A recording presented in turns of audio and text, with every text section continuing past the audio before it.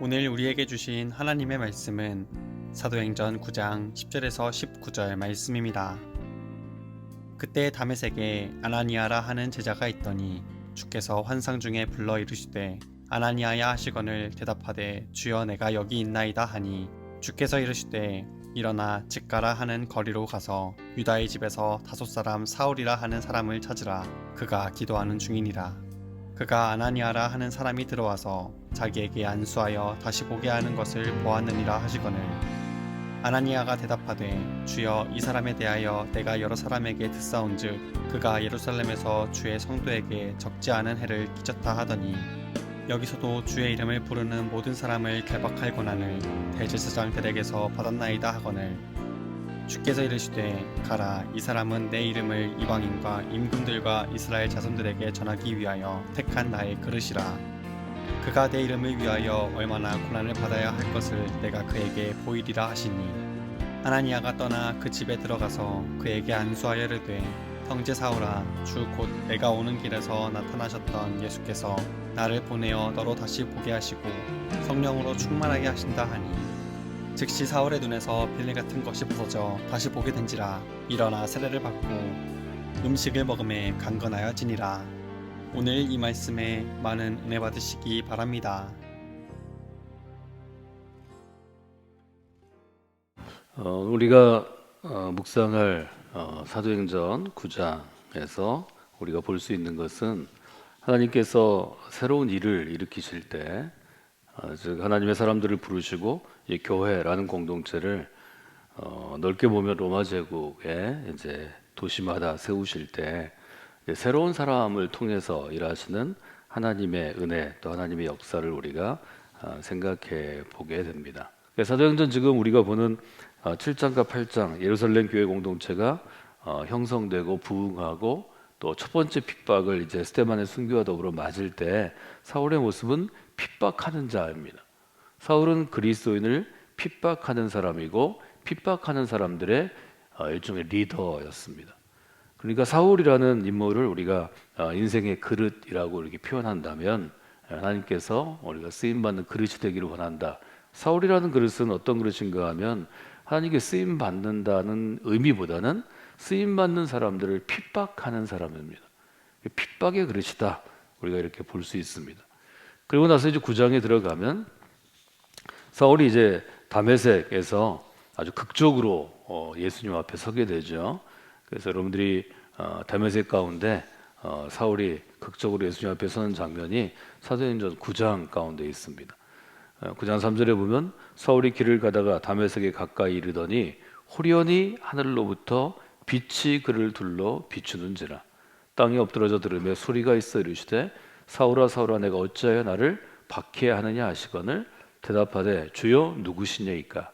이르시되 나는 내가 박해하는 예수라 하는 것을 여러분들이 아시죠. 다메섹 사건이라고 우리가 부르는데 아주 중요한 초기 교회 공동체에 가장 많은 영향을 미친 새로운 인물이 등장하는 일종의 터닝 포인트가 되는 것을 우리가 보게 됩니다. 그래서 이제 여러분이 아시는 것처럼 사울이 예수님을 만나고 가던 길에서 그만 보지 못하고 일종의 패닉 상태에 빠지게 됩니다. 7절에 보면 같이 가던 사람들은 소리만 듣고 아무도 보지 못하여 말을 못하고 서 있더라. 사울이 땅에서 일어나 눈은 떴으나 아무것도 보지 못하고 사람의 손에 끌려 다메섹으로 들어가서 사흘 동안 보지 못하고 먹지도 마시지도 아니하느라. 사울에게 큰 일이 이제 일어났습니다. 사흘 동안이나 사울이 눈을 떴지만 눈에 무엇을 보지도 못하고 또 먹지도 못하고 마시지도 못하고 아마 여기에 쓰여 있지 않지만 잠도 자지 못하는 이제 그런 상황 가운데 있는 것을 우리가 9장에서 알게 됩니다. 하나님께서 사흘 동안 사울에게 그런 일종의 강력한 메시지를 주시고 10절에 보면 그때 이렇게 시작되죠. 성경에서 일종의 전환되는 어떤 사건이 전환되거나 어떤 내용이 전환될 때 그때라는 여러분들이 이제 때를 나타내는 시기를 나타내는 이런 부사 구조를 여러분들이 자주 보실 수 있습니다. 그때 하면 아주 중요한 일종의 하나님의 만드시는 역사가 이제 시작되고 주어진다 하는 걸 우리가 볼 수 있죠. 그때 다메섹에 아나니아라 하는 제자가 있더니, 이 아나니아라는 인물이 등장합니다. 우리가 모르는 새로운 인물이 또 등장하는 거죠. 다메섹에도 성경에서 제자라고 표현할 수 있는 아주 그리스도에게, 주님에게 헌신된 사람이 준비되어 있었습니다. 우리가 이름을 다 알 수 없고 성경이 뭐 모든 사람의 이름을 쓸 필요가 없죠. 중요한 사건마다 등장하는 사람이 있지만 사울이 등장하면서 우리는 아나니아라고 하는 경건하고 아주 좀 유능한 재능 있는 제자가 있는 것을 보게 됩니다. 주께서 환상 중에 불러 이르시되 아나니아에게 환상 가운데 나타나십니다. 나타나셔서 이름을 부르시죠. 아나니아라 하시니까 제가 여기 있습니다 하고 대답합니다. 근데 딱 명령을 주십니다.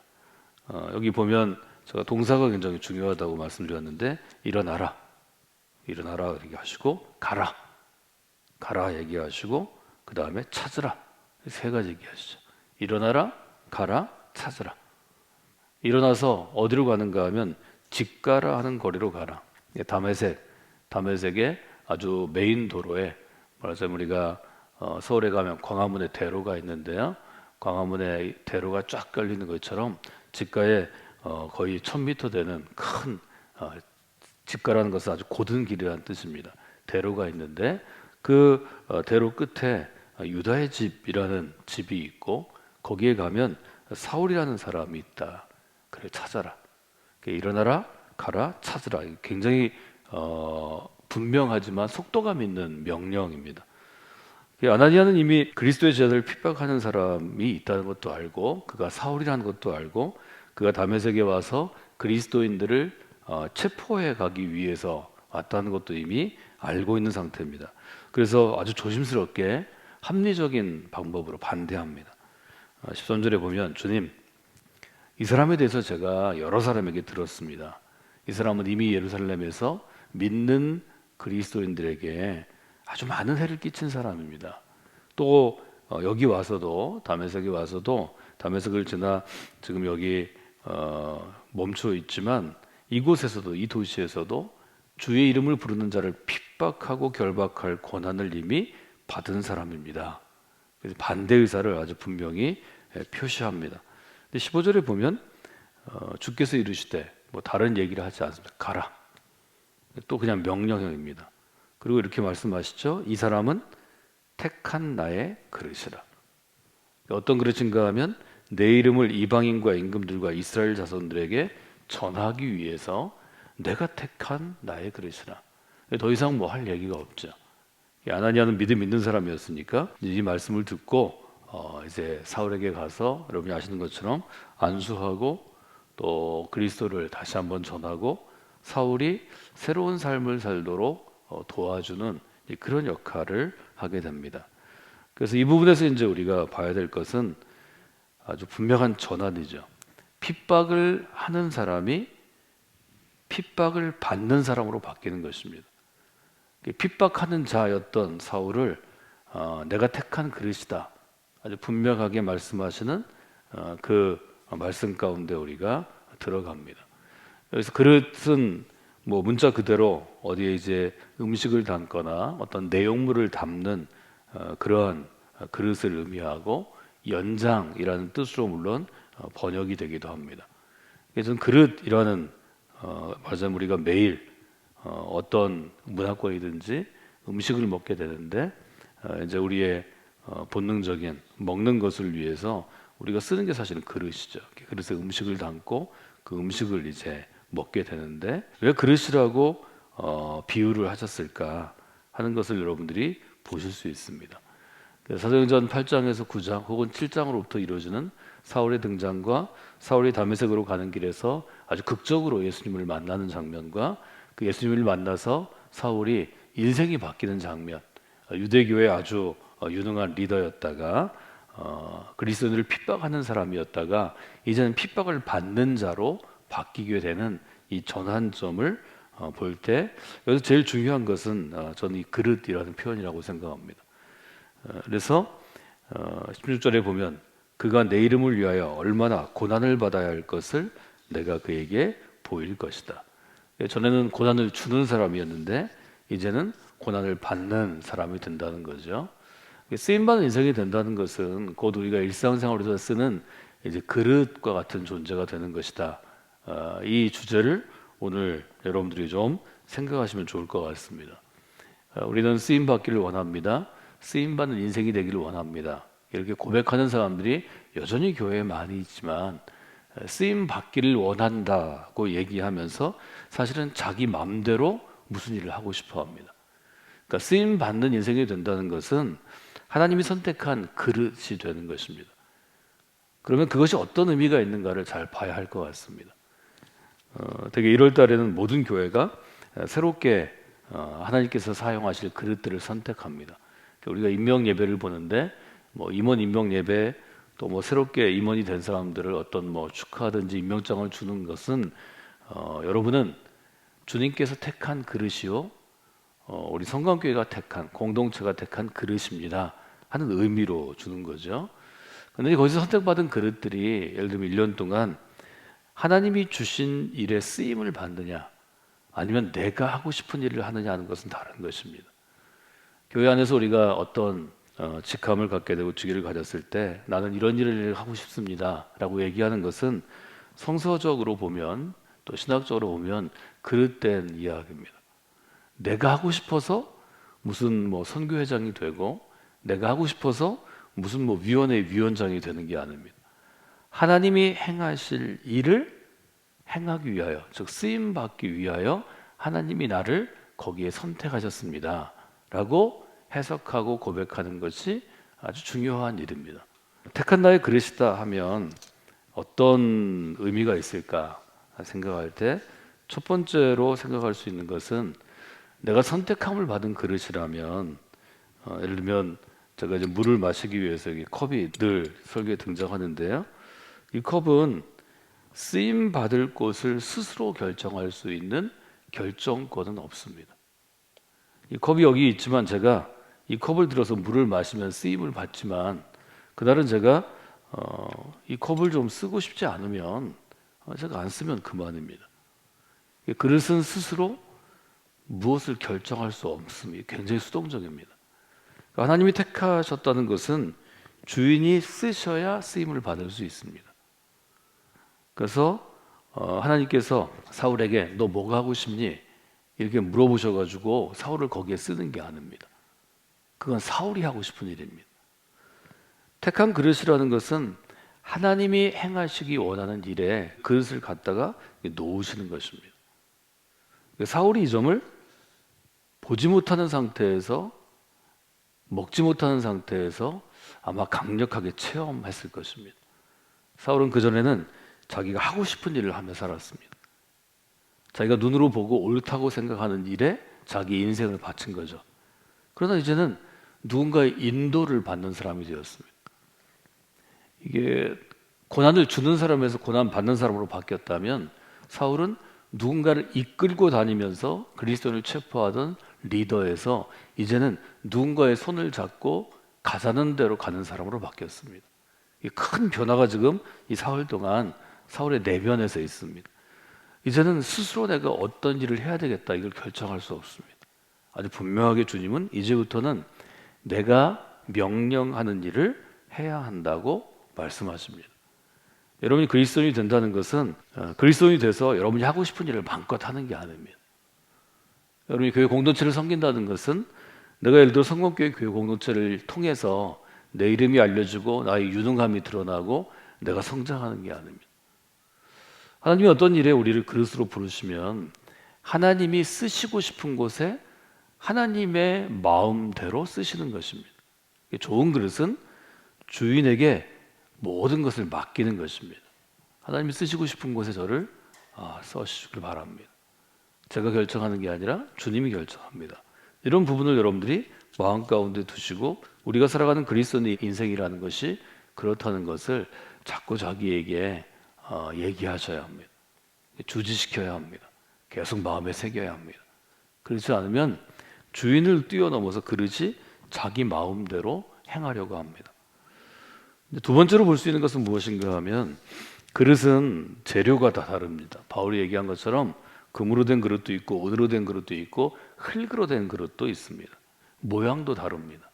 모양도 아주 세련되게 만들 수도 있고 투박하게 만들 수도 있고 아주 예술적으로 만들 수도 있고 그렇지 않을 수도 있고 큰 그냥 통처럼 바구니처럼 만들 수도 있고 좁은 병처럼 만들 수도 있습니다. 그릇은 재료가 다양하고 모양이 다양합니다. 사도행전 6장에서 문제가 생겨서 사람들을 선택하는 우리가 흔히 7사람을 선택하는 장면을 우리가 보게 됩니다. 사람을 선택할 때 이 사람의 재료는 어떠한가, 이 사람의 모습은 어떠한가 이제 선택하는 장면들이 있습니다. 사도행전 6장에 보면 이렇게 되어 있죠. 형제들이여 여러분 가운데 성령과 지혜가 충만해서 칭찬을 받는 사람 7을 택하십시오. 세 가지 조건이 나오잖아요. 성령이 충만한 사람, 지혜가 충만한 사람, 칭찬을 받는 사람. 그래서 이제 이 중에 선택받은 게 스데반을 비롯한 우리가 흔히 7명의 리더라고 부르는 사람들입니다. 스데반에 대해서 이어지는 사도행전은 계속해서 기록합니다. 8절에 보면 스데반은 은혜와 권능이 충만하여 큰 기사와 표적을 민간에 행했다. 10절에 보면 스데반이 지혜와 성령으로 말함을 그들이 능히 당할 수 없어서 사람을 매수해서 이렇게 말하게 했다. 성령과 지혜가 충만하고 은혜가 권능이 충만한 것은 스데반입니다. 근데 바꿔 얘기하면 이렇게 은혜와 권능이 충만하고 지혜와 성령이 충만하고 사람들이 칭찬할 만한 사람이 우리 교회 안에 과연 몇이나 있을까요? 몇 사람을 찾을 수 있을까요? 대부분 한 사람도 찾지 못하지는 않을까요? 좀 더 엄격하게 기준을 둔다면 은혜와 권능이 균형 잡히게 충만하고 지혜와 성령이 충만하고 모든 공동체로부터 칭찬을 받는 사람이 그리 흔할까요? 저는 거의 없으리라고 봅니다. 이런 기준을 가지고 선택한다면 과연 우리가 선택을 받을 수 있을까? 저는 탈락입니다. 여러분 어떠신가요? 여러분 충분한 자격이 있으신가요? 자격이 있어서 우리가 성광교회 안에 들어와서 이렇게 서 있나요? 이렇게 앉아 있나요? 아니요, 자격을 따지면 자격 미달이 대부분 아니 모두가 될 것입니다. 그래서 그릇은 경우에는 재료나 모양이 물론 중요하긴 하지만 그 재료나 모양 때문에 쓰임을 받는 것은 아니다. 이렇게 한번 우리가 정의해 볼 수 있겠습니다. 세 번째로 우리가 그릇에 대해 생각할 때 실제로 여러분들이 음식을 그릇에 담으시기 때문에 그릇에 담는 것은 주인의 솜씨입니다. 요즘에 플레이팅이라고 부르는데요. 요리하는데 요즘에 요리 프로그램들이 많죠. 요리를 뭐 맛있게 하든 맛이 없게 하든 비슷한 맛이라면 맨 마지막에 최종 우리가 상에 식탁에 올라올 때 어떤 그릇에 담겨서 어떤 모양으로 일종의 장식을 했는가에 따라서 뭐 음식이 달라지죠. 그래서 그릇 같은 경우에는 주인이 그릇에 담는 것은 주인이 결정하는 것입니다. 디자인 감각이 있고 또 여러 가지 아주 예쁘게 치장하는 사람들의 제가 거실에 가보거나 사무실에 가보면 그릇의 쓰임새는 주인이 결정하는 것을 금방 보게 됩니다. 그냥 평범한 곳에 있었다면 뭐 과일을 담는 그릇이 가보면 과일이 아니라 어떤 다른 것을 담기도 하고 평범한 곳에 있다면 도무지 뭐 이것을 담을 수 없는데 아주 중요한 것을 담고 있기도 하고 뭐 이런 변화들을 우리가 여러 공간을 방문할 때마다 이제 보게 되죠. 이게 주인이 어떤 것을 담느냐에 따라서 그 그릇이 달라진다는 거죠. 바울의 예를 들면 바울은 핍박하는 그릇이었습니다. 특별히 그리스도의 사람들을 핍박하는 그릇이었는데 주님께서 그를 선택한 다음에는 핍박을 받는 그릇으로 바뀝니다. 이게 완전히 그릇의 쓰임새가 달라지는 거죠. 고린도서에서 그래서 바울은 이렇게 표현합니다. 우리는 이 보배를 질그릇에 담고 있습니다. 이 보배를 질그릇에 가지고 있다는 거죠. 즉 예수 그리스도라는 보배를 나와 같은 질그릇에 가져서 능력은 하나님께 있고 우리는 아무것도 아니라는 것을 하나님이 알게 하십니다. 이렇게 아주 분명하게 고백하는 것을 우리가 보게 됩니다. 그러니까 그릇의 어떤 재료나 모양새나 그릇의 유능함 때문에 하나님이 그 그릇을 쓰시는 게 아니고 하나님이 선택하셨기 때문에 하나님의 의도로 그 그릇을 쓰신다는 거죠. 그래서 바울은 고백합니다. 내 은혜가 내게 족하도다. 이것은 내 능력이 약한 데서 온전하여 짐이라. 말하자면 우리의 약함을 통해서 그리스도의 강함을 드러내신다고 분명하게 표현하는 것을 우리가 보게 됩니다. 우리가 신앙생활하다 보면 교회 안에서도 자기의 재능이나 자기의 어떤 외모나 자기의 배경을 자랑하는 사람들을 매일 만나게 됩니다. 그래서 내가 이런 사람이기 때문에 나는 교회에서도 이렇게 아주 귀한 일에 또 정말 좋은 일에 또는 성과를 나타내는 일에 내가 쓰임 받습니다. 이렇게 얘기하는 이야기들을 우리는 모든 사람에게 들을 수 있습니다. 할 수 있으면 여러분은 좋은 일을 좀 하셨어도 좀 다른 사람이 볼 때 인정받을 만한 일을 하셨어도 이 바울의 고백을 좀 마음에 두시고 사도행전의 이 부분을 보시면 좋겠습니다. 저는 아주 연약한 사람이고 저는 부족한 사람이지만 하나님이 택하셔서 주님의 그릇으로 제가 쓰임을 받았기 때문에 그래서 감사하며 살고 있습니다. 이 정도면 아주 좋을 것 같습니다. 제 재능과 제 노력과 또 제 그릇으로는 감당할 수 없는 일들을 주님의 은혜로 제가 쓰임 받았습니다. 이렇게 고백하면 여러분의 믿음이 아주 바른 궤도로, 즉 바른 기찻길로 달려간다, 이렇게 볼 수 있습니다. 우리는 평범한 사람들이고 또 평범한 그릇들이지만 정말 빛나는 영광과 같은 빛나는 권위가 있는 우리 주님의 십자가가 당겨져서 아주 귀하고 복된 곳에 쓰임 받는 그런 인생들로 살아가시기를 주님의 이름으로 부탁을 드립니다.